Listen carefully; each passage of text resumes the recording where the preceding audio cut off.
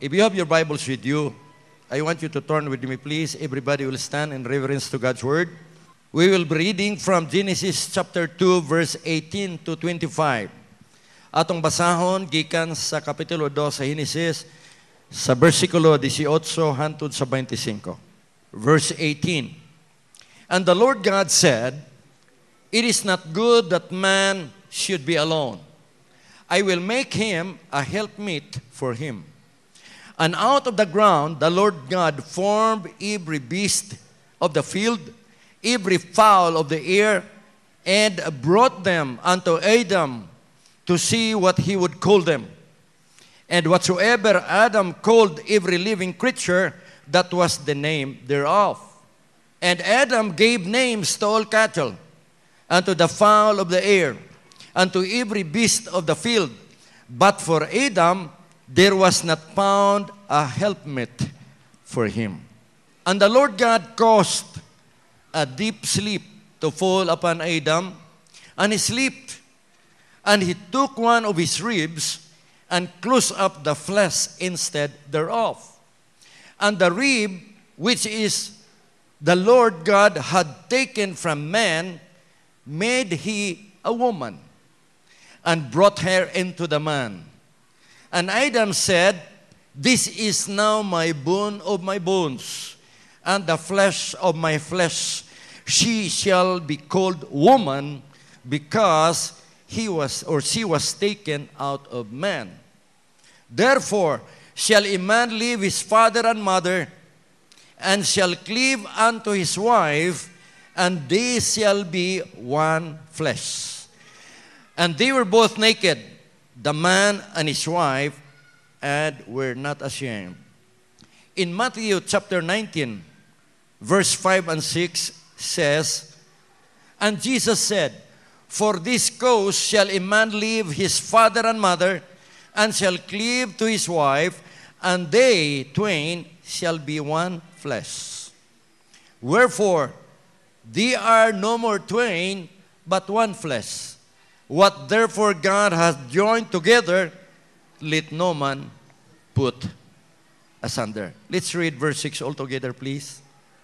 "Wherefore, they are no more twain, but one flesh. What therefore God hath joined together, let not man put asunder." I want you to close your eyes. Shall we pray? Father, we commit unto you this morning this wonderful service where people of yours has been praising you since we began this service today. Father, you have known each one today. Thank you for giving them the grace, the mercy, and love, and the care that they were able to come this morning to just give you a praise, worship, and service. I know that they love you so much because they came. And I know that you can touch their hearts this morning. Father, I pray that the message will touch our hearts.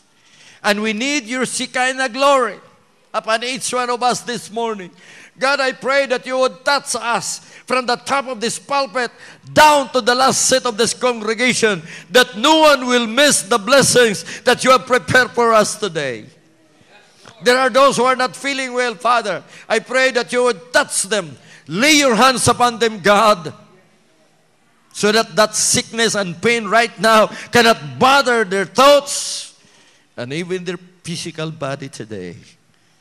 We ask you, Lord, that you will lead and direct each one of us today, especially your servant.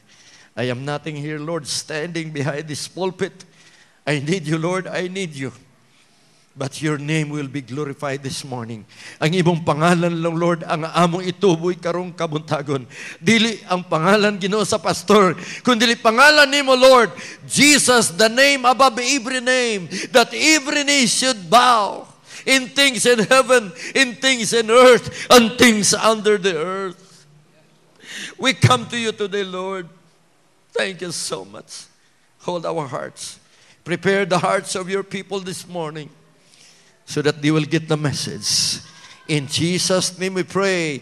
Everybody will say, palakpakin ang Ginoo. Hallelujah. Glory be to God. Thank you, Jesus. This morning's text, I'm going to continue our message part 3 series, which is Church of God, Practical Commitments. Akong ipadayon ang series sa atong wali, ikatulukan ni karon, mahitungod sa Church of God, Practical Commitment. I really thank the Lord because I am a member of the Church of God. Amen. Walay palakpak.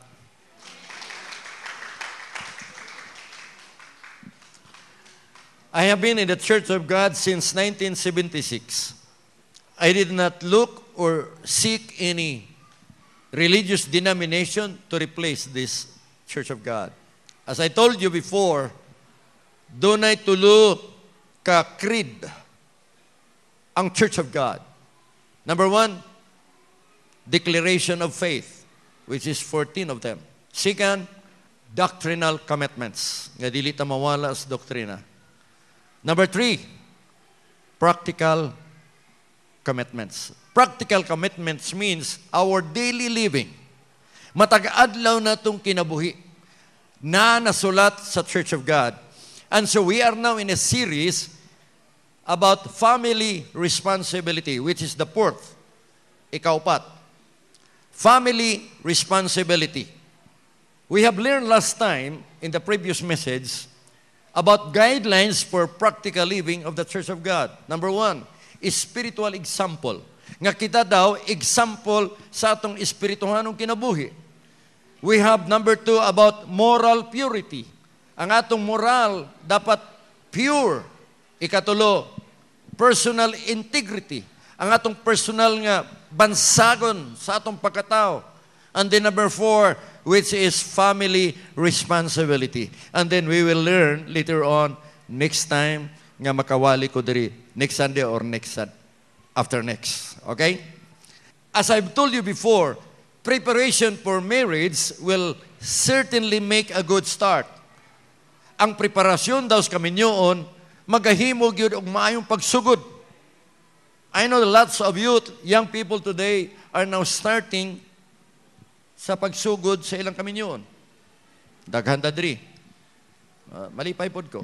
Nga professional na sila and then they are trying to look for somebody else partner sa ilang kinabuhi. Kaya nga naman, igsoon paminaw, kung dili mamatay ang tao, magminyo gyud. Wala lagi mga amen. Now, certainly make a good start of a family which is happy in the true Christian home. Now, we learn about the process and stages of lifetime marriage. Atong natunan ang proseso o stages sa lifetime. What is lifetime? Meaning, taas gyud, taas sa ngatanan. Meaning, prolonged life, longevity of companionship, both the husband and the wife. Now, number 1, we have learned about friendship state. Dapat dili ka diha mo dritsos number 4.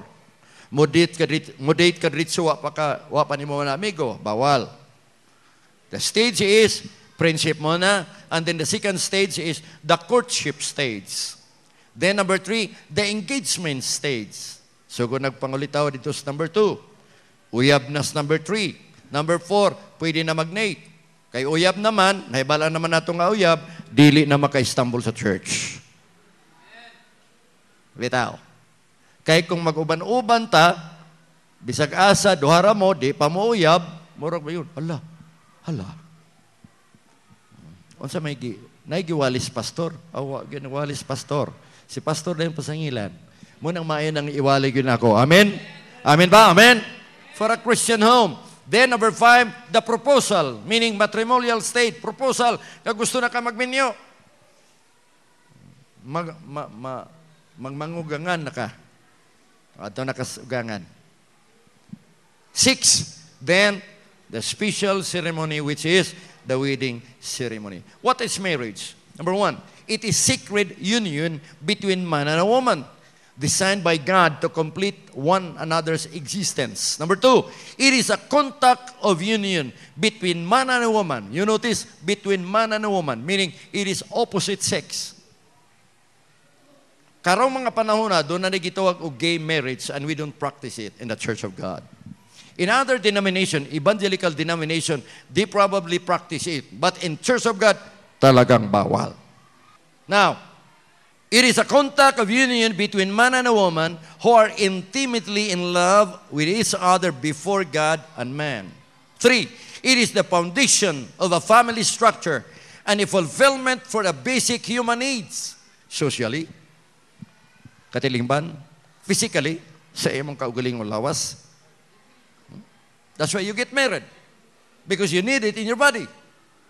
Bitaw, gihimutas ginawa na because I believe when the Bible says that Adam, he probably was naming all the cattle and all the animals in the Garden of Eden. And then after that, because he was so obedient, nahibalo ang Ginoo sa pagkinahanglan niya. Gitagaan og gwapang dalaga. See? When we are only obedient, young people, please listen to me. When we are only obedient, God is going to prepare for us a very beautiful, beautiful, beautiful, beautiful woman in this world sa balat ng lupa.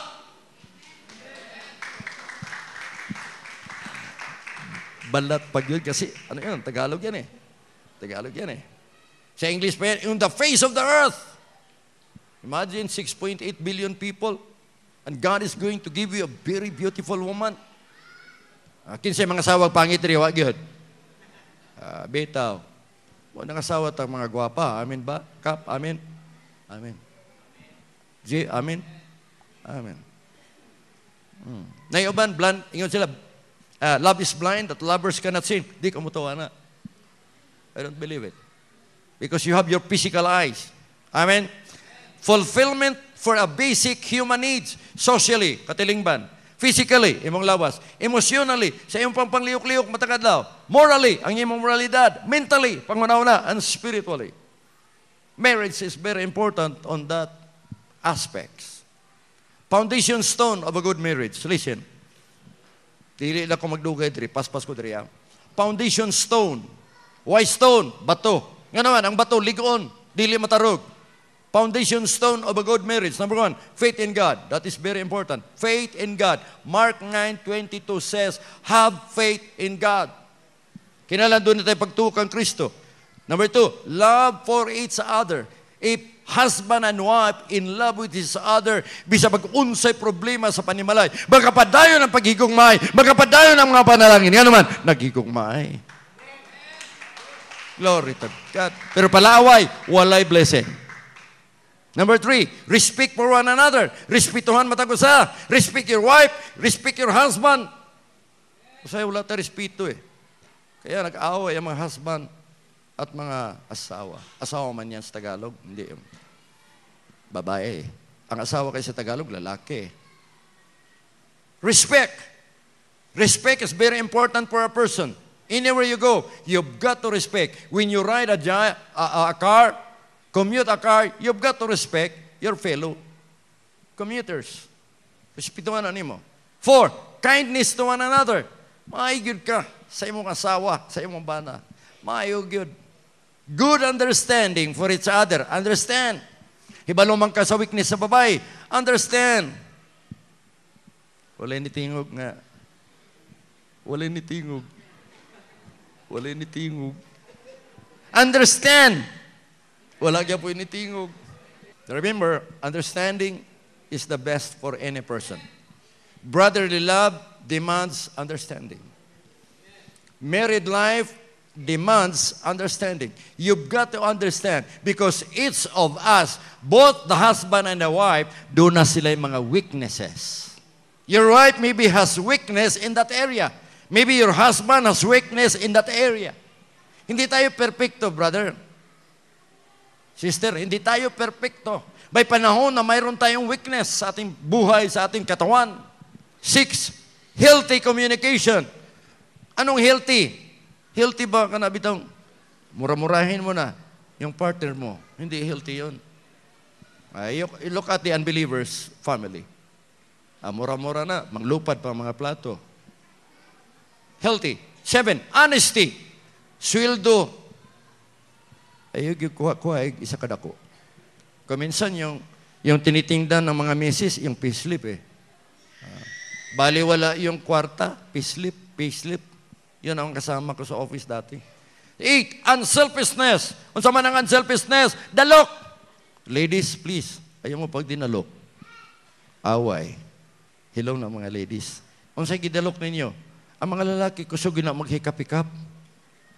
Bitaw. That's true. As I told you, the weakness of man is what they see. Yung nakita nila.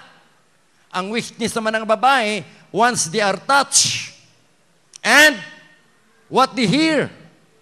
Dalawa yan. That's a research work. Dapat walang selfishness. Amen ba? Okay. The Bible says in 1 Corinthians chapter 7, verse 2 and 3. Verse 3 says, ang katawan mo, mister, ang may-ari, asawa. Ang katawan mo, misis, ang may-ari, yung mister mo. You read 1 Corinthians 7, 1 to 4. Mas maganda yung 4. So, hindi ka may-ari ng katawan. Katawan mo, hindi ka may-ari. Ang may-ari niyan is your husband and your wife. I'm just telling the truth here. This is biblical. Number 9, forgiving one another's fault and shortcomings. Forgiving one another's fault. Magkamali talaga yan. Kamali ganin ng kaba o patiil. And shortcomings. You know, people have so many shortcomings. Limitations, struggles in life, weaknesses in life. Dami yan. Kasi tao pa eh. 10, praise and appreciation. Kung minsan wala na tayong appreciation. Nayuban tayo mo, appreciate lang kung wala. Kinalan, mga babae, mga meses, mag-appreciate yun mo. Ayaw pog yaga-yaga gwapo lagi karon. Pero nanggawas ang, ayaw, ang asawa mo'y mulantaw sa bana. Listen. Og unsay suot sa bana, kanang bakos sa likod, duha man ay butanganas bakos. Muna ako, very critical ko kay as pastor of the church, tanaw na akong likod kay basi unyag, na-miss ng isa diha. Kung saan nalay kasulti diri, hala, reflect sa asawa. Listen, reflect sa asawa. Unsa mga asawa ni Sammy, oy. Are you listening to me? Are you listening to me? Wives, it's very important. You've got to look from head to foot to your husband. Pag alis sa opisina, papuntang opisina, tingnan nyo, baka may mga ano dyan dito. May mga balhibo ng labaw. Oh, that's true. I'm just preaching here biblically. Maulawan ng atong mister. Amen? Ikaw po, mister, taraw po na yung asawa. Pero ang asawa, magudi na sila magkamali. Kaya nga naman, every now and then, na-ispiho, na-pulbos. Kanya na pa'y papula.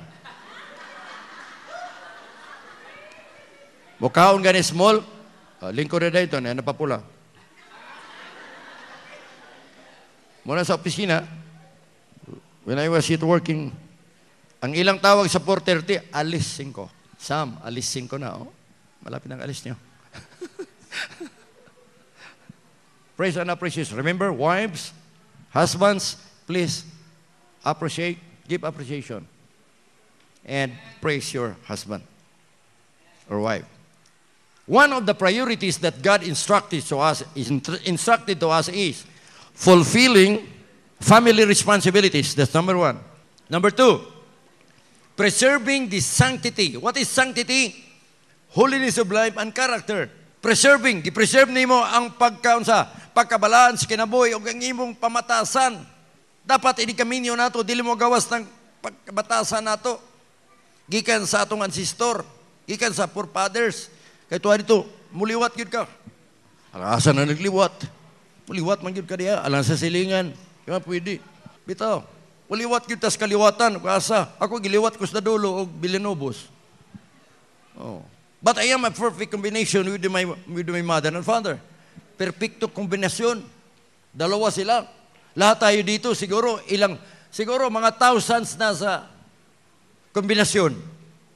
Bitaw. So, nagkalain-lain mga batasan. Nya nagtagbo. Di rabay mo pariente, mag-asawa. Hoy, di mo pariente, hoy. Dili mo pariente. Kaya okay na itong pariente. Ngayon, giliwat, yun ka sa akong igagaw. Dili. Di mo pariente. So, you've got to preserve the sanctity of marriage. 3, maintaining divine order. This is very important. Maintaining the divine order. Meaning, atong gimintinar ang Diyos nun nga order sa panimalay. You cannot be a Christian home when there is no divine order. Divine order in the home. Now, why there is no divine order in the home? Nga wala may divine order sa balay. Nga naman, we have a society full of out of order families. Unsa man ang out of order? Kung sakinan, dili na budagan. How's your car, brother? Oh, it's out of order. It needs somebody to fix. Out of order. Di kadagan. Pamilya nato out of order. Yes, that's true. Even the family itself is out of order. Number one, nga naman, men are not leading. USA. Men are not leading. Babae na ang gakumad. Mo na usay matawag ta sa atong mister dito sa layo. Uban sa isang barkada. Muli na ko kay masukos commander. Ay commander. No, we should not. Wala yun ako nagisulti kay Ellen. Ever since in my life because I love her. I love my wife. Di lagi mo maamin. Para ma-example po ko sa inyo, ha? Amen? Men are not leading. Babae na ang nagalit. Bawal mga babae, ha? Shut up your mouth! Hindi ba katapat? Shut your mouth. Why? Wives are disrespectful. Bitaw. Usay, disrespectful ang mga wives. Sorry lang, wala ko mangigo dari, wala. I'm just preaching the truth. I mean, to have a divine order in the home. Kay gusto nas Ginoo ang divine order sa balay. Diyos nun nga, wala ba'y gubot. Kay delikado, ang atong panimalay, gubot, paslukot, ambot, usaon, paghusay, ana. Hirap. Wives are disrespectful. Nga naman, dili man makarespeto sa asawa, asabana. Please respect your husband. Wala nag-imin, no? Please respect your husband. Next. Children are rebellious. Rebel di mga bata. Nagani gamay nga, may tabo nila, rebel din as papa ang mama. Agoy. Hirap yan. So, if you are one of the child, or one of the son, diri ka, children are rebellious. There is no divine order in the home. Next, everyone acts and reacts selfishly. Everyone acts and reacts selfishly. Next, God give us the Bible. The family needs the Bible as our basis in starting and maintaining a home. Nga naman, kung sa may meaning sa Bible, letter B is basic. Kung na basic? Pundasyon. Basic. Ang I, instruction. Ang B, before. Ang L, living earth. Basic instruction before leaving this earth. That's the Bible. Sinabi ko na sa inyo, noon na mayroong maliit na bata, hanggang lumaki siya, nakita niya yung malaking libro doon sa estante. Hanggang lumaki siya. Sabi niya sa mother niya, Ma, what's that big book there on the shelf? Yun din, yung mother, that's God's book. That's God's book. Libro ng Panginoon yan. Yung din bata, di sa uli mo na yan sa Panginoon. Sa kanya pala yan eh. Hindi minabasa kasi. Another meaning. Basic instruction before life ends. Wow. That's Bible. Before leaving this earth and before life ends. Oh. Wa pa ka matao, basag Bible. Pag didikit, basag Bible. Pag birthday, basag Bible. Pag kasal, basag Bible. Hindi ka matay, Bible pa rin. There's only one Bible. Nobody can make a Bible. There's only one Bible. Isa lang yung Bible natin. Divine order in the home. Number one, in God's order, the husband is the head of the wife. Lagi. Husband is the head of the home. Amen? Lalaki rin ni amen. That's biblical. Lalaki yung head, pero he is not the boss. Mga husband, you're not the boss. Head lang ka, una, nabay head to si TL. Head, ibabaw. Pero dili ka boss. Amin ba, amin? Maubitaw nang ang Ginoo, gikuha ang babae, wala sa lupa. Listen. Ang babae, wala kuha sa yuta. Wala. Ang lalaki, gikas yuta. God created man from the dust of the ground and breathed into his nostril. Then man became a living soul. Pero ang babae, wala gikas yuta, hoy, wala. Sa gusok dito, God can maybe get the woman sa ilalim stiil, lapa-lapa. Kaya para lang, Pero wala. God maybe has taken the woman dire sa kamot, sa lalaki. Wala, para sagpaon. Wala. Bisag kurot, pwede, mga lalaki, ayaw. Ako kakurot ni si Ellen Sukad. Ipatestimony na ako sa dire, pwede? It takes time. Communion ra ba? Gikuha ang babae sa tunga-tunga diri sa gusok sa dughan aron mahalon. Mga lalaki, wag yun mayo. Amen. That's divine order. We cannot disobey. We cannot put letter X. Yan talaga. Hindi ka boss. Mahalin mo naman. Punta tayo sa Ephesians 5:21. Submitting yourself one to another in the fear of God. Wives, my husband here na 22. Wives, submit yourself unto your own husband. Oh, remember the word own. Imura ang husband, dili sa tanang husband. Imura. Kaya magkanya-kanya tayo. Amen ba? As unto the Lord. 23. For the husband is the head of the wife, even as Christ is the head of the church. Remember, husband and wife is conferred to the church. Grabe kasagrado ang kaminyoon sa tao. Ang church is loved by Jesus Christ. He died for it. Yang gigugma ang church, kaya nagpakamatay, gipakamatyan niya ang church. Mo po ng banang asawa. Sagrado. Tinuntuhan lang nato ang atong kaminyoon. Agoy. Di pwede yan. I like the family. Brother Nonong, Sister Noemi, dalawa talaga sila. Galing sa Japan, dalawa, papunta doon, dalawa, ngayon, dalawa. I'm still praying for sa mga igso na ito nga wala pang bana maluwas. Amen ba? Amen ba? Amen. We continue to pray for them. Okay, 24. Therefore, as the church is subject unto Christ, so let the wives be subject to their own husbands in everything. Everything. Tanan. That's God's order. Pero, 25, husbands, love your wife. Si Brother Bert lang ni-ibid pa. Palakpakan si Brother Bert. Tinood ba, Sir Delia? Tama. Tinood ba na yung gisulti niya? Tama daw. Tama eh. Glory to God. Glory to... Si Glenn, wag yun.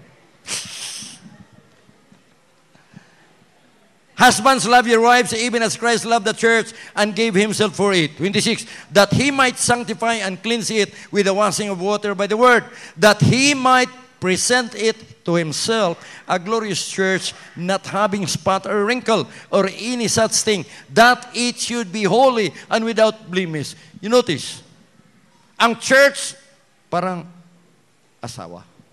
Putli. Wala yun ni mo mansahi. Sa imong pagkabanad, dapat di ka nagmansa-mansa sa imong asawa. Walay lain. Siya lang. Si Larry rin nag-imin. Wala na si Brother Bert. Huling-huli. Palakpakan na ito ang Ginoo, please. Glory to Jesus. Woo! Ephesians 5:21-31. So ought men to love their wives. Okay, balik na po. As their own bodies. Gigugman ni mo yung mga lawas. Ginapokpok ni mo ang ulog ba to? Wala. Wala. Kung gipagwapo na ni mo imong lawas, mga bana, pagwapa po ni mong asawa. Hoy, pagwapa. Kamu po asawa, ang inyong gipagwapa, dili para sa uban, para sa inyong bana. Hoy! For no man ever yet hated his own flesh, but nourisheth and cherisheth, feeds and tenderly takes care of it. Feeds, gipakaon, ang asawa, gipakaon. Uy, grabe. Di na po siguro aton tagaan o hungitan permi. Ay, nayo ba no eh? Nayo ba? Nga, naniguan na, 40 years na sila sa kaminyoon, pero hungitan pa nila lang sawa, oy. Ito. Ha? Kaya nga naman, paminaw.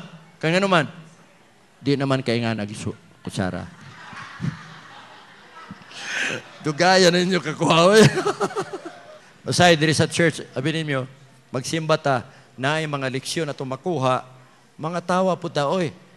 Gusto ba sa Ginoo permita kurisum? Kaya kung magkurisum, si Sir Bibia, malawa ay ginito, lukod. Amo nang ginasiling sa ilunggo. Pero may gutan niya sa church, makatawa, maminaw, buhilak. Sa church, I notice, ang uban manghilak, ay uban makatawa. Ay, glory to God. Malipayon nga Kristohanon, bisan, daghan alantuson. Sa pagalagad na kapadayon, kay si Jesus, maisondon.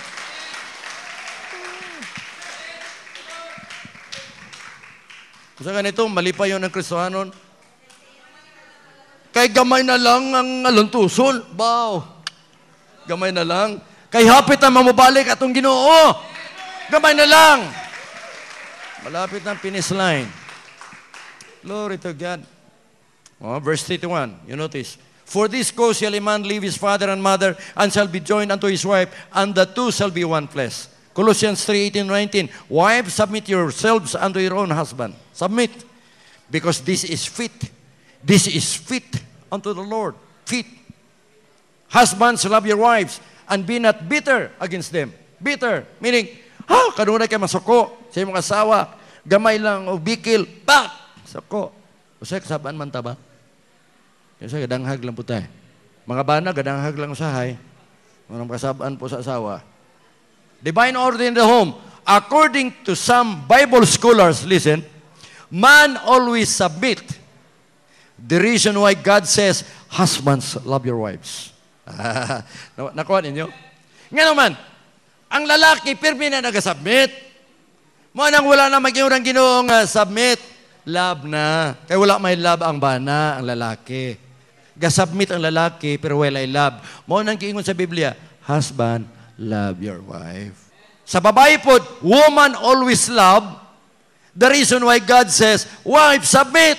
Nangaman sila ang gugma. Naigugma manas bana. Mukabit pag yun na. Betaw. Sabi ninyo, mga batanon, isa ka bulan, mukabit pa na.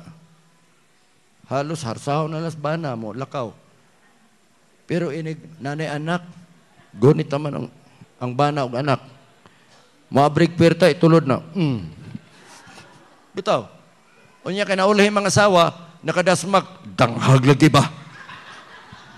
Pero niya itong uyab pa, pagtabok sa sapa. Pero pag kami niyo na, pagtabok, niya nablamak, danghag ba?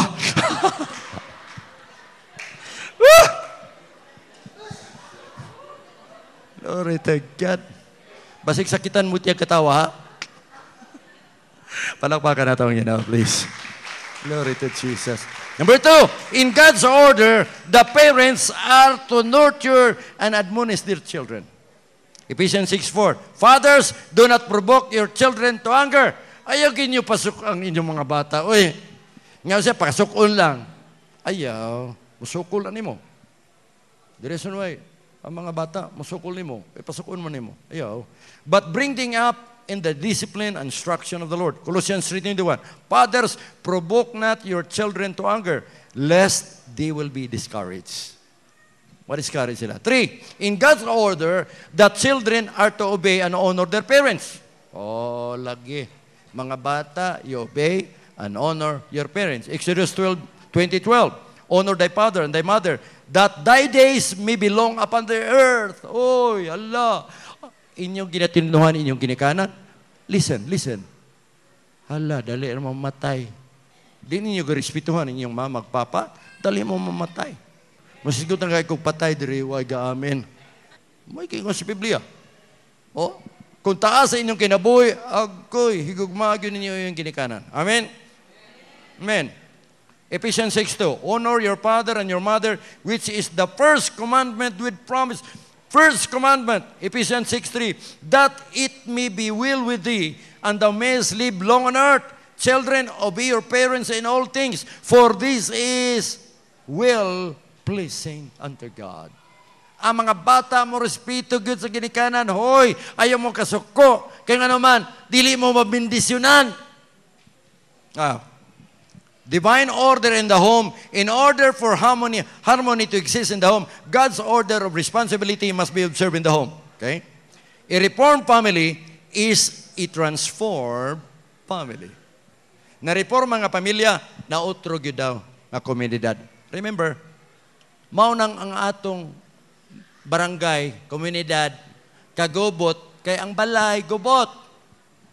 Na kung tanan Kristohanon lang ang pamilya sa barangay, walay problema. Yun. If only people will go to true church, may ko true church, ha?